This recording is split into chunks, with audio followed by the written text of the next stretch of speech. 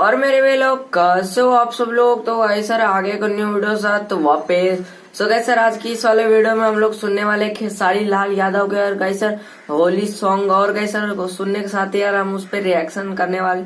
और गाइस सर रिएक्शन आपको कैसा लगा यार मतलब कमेंट में जाके जरूर से बताना। और गाइस सर वीडियो अच्छा लगा हो मतलब लगेगा तो कैसे लाइक कर देना और चैनल को सब्सक्राइब करके बेल आइकन दबा देना।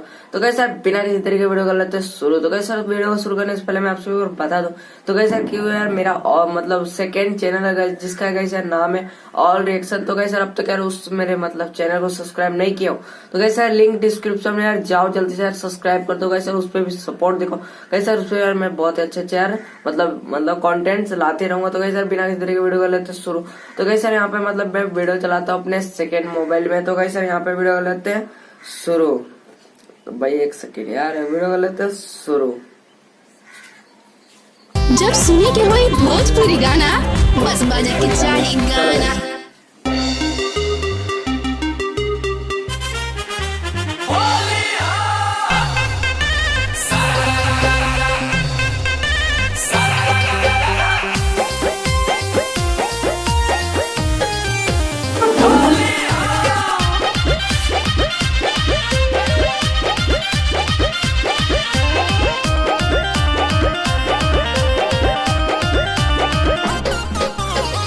जुगु जुगु जिया ये फिचकारी बाबू भगुआ भयड़ल रहा हो। जुगु जुगु जिया ये फिचकारी बबुआ भगुआ भयड़ल रहा हो। तमुह में रंग भर के लाला का प्यारा का भौजाइल पर चढ़ल रहा हो।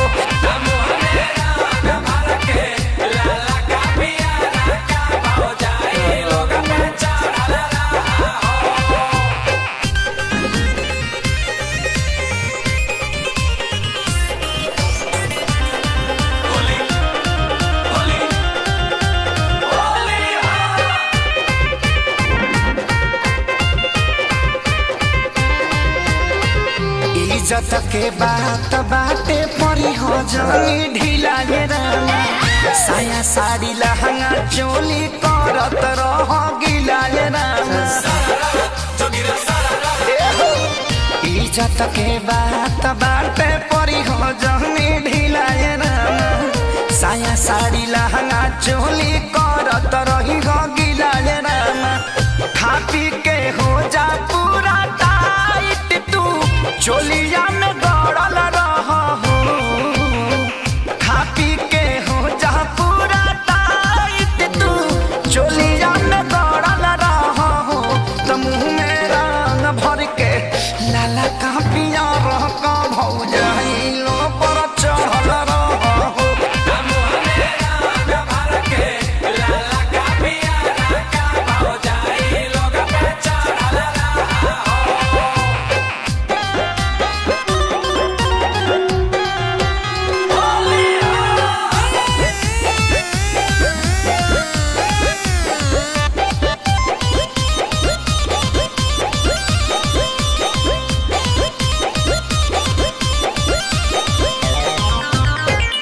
हर साल होलिया में हो खेला तू पैदाए रामा।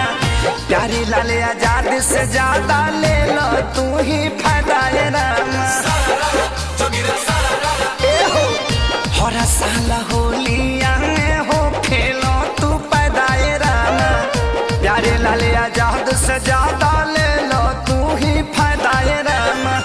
श्यामा देहाती विवेक खेसारी जैसन सबका पीछे पड़ल रहा हो।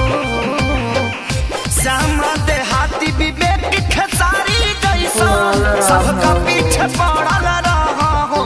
तमुह में रंग भर के लाला का प्यारा का भौजाइलो पर चढ़ल रहा हो।